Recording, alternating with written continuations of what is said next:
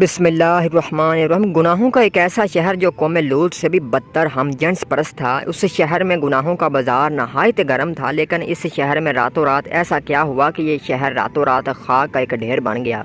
18ویں صدی عیسوی میں ایک سال میں کسان اٹلی کے ایک ویران بنجر علاقے میں رہا کرتا تھا۔ وہاں پانی ایک بڑی نعمت کا درجہ رکھتا تھا۔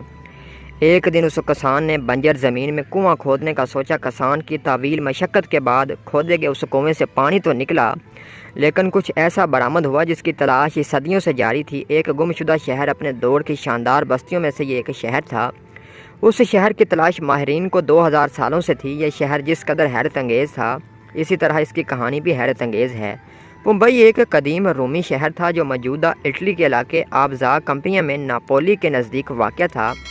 آپ نے حضرت لوط علیہ السلام اور ان کی قوم کا واقعہ تو ضرور سنا ہوگا کہ جب وہ قوم ہم جنس پرستی کی لعنت میں مبتلا ہوگی تو اس قوم پر پتھروں کی برسات ہوئی اور انہیں نست و نابود کر دیا گیا۔ ایسا ہی واقعہ ممبئی کے شہر کے ساتھ ہوا۔ ممبئی جنسی سرگرمیوں اور غیر اخلاقی حرکتوں میں اس قدر آگے نکل چکے تھے کہ عورتیں عورتوں سے، مرد مردوں سے، یہاں تک کہ جانوروں کے ساتھ جنسی تعلقات بنانا بھی عام ہو گیا تھا۔ جسم فروشی اس شہر کا بنیادی پیشہ اور معیشت کا اہم ستون بن گیا تھا۔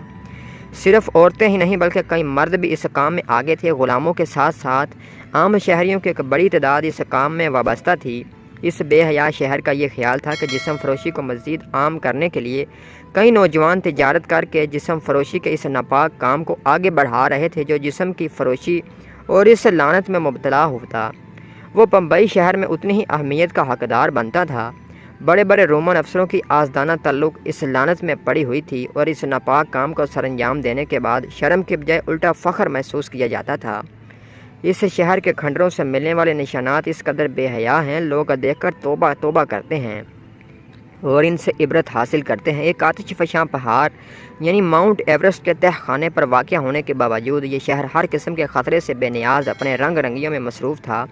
19ویں عیسوی میں ایک قصبے کے قریب واقع ویسوویوس کا آتش فشاں پہاڑ سے لاوا پھوٹ پڑا۔ یہ آتش فشاں پہاڑ اس قدر شدت سے پھوٹا کہ آسمان میں دور دور تک اس کی راکھ اور پتھر اڑنے لگے۔ کچھ دیر میں ایک بڑی اور خوفناک شکل میں پہاڑ سے نکلی ہوئی آگ اس شہر میں آ پڑی، جس سے اس بے حیا شہر کے کافی لوگ ہلاک ہو گئے اور 3 دن تک یہ عذاب ان پر نازل رہا اور پھر اس شہر کا خاتمہ ہو گیا اور اس شہر کا کوئی اتا پتہ نہ رہا کہ کوئی ایسا شہر بھی ہوا کرتا تھا۔ جو قوم اللہ پاک کی نافرمانی کرتی ہے ان پر اللہ کا عذاب نازل ہوتا ہے۔